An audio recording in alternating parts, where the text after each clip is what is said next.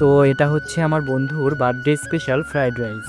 তো আজ ছিল আমার বন্ধুর বার্থডে, তাই ও আমাকে সকালে ইনভাইট করলো। তার সাথে এটাও বললো যে 15 জনের মতো ফ্রাইড রাইস করে দিতে হবে। তো সেটাই তোমাদের সাথে শেয়ার করলাম।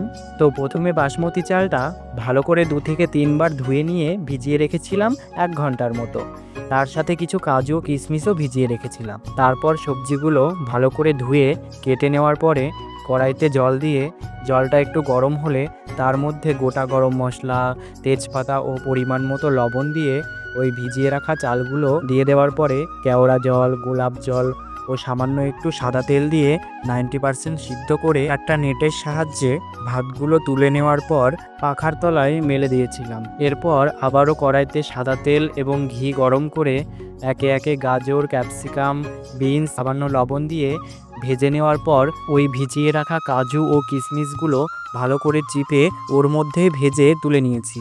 মটরশুঁটিটা পাওয়া যায়নি, এখন সিজন নয় তাই হয়তো।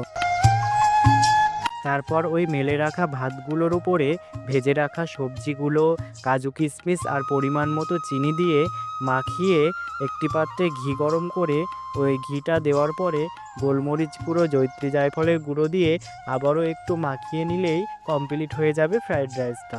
এইভাবে ফ্রায়েড রাইস করলে একটা চালও ভাঙবে না। ভিডিওটি ভালো লাগলে অবশ্যই একটা লাইক, কমেন্ট ও শেয়ার করে দিও।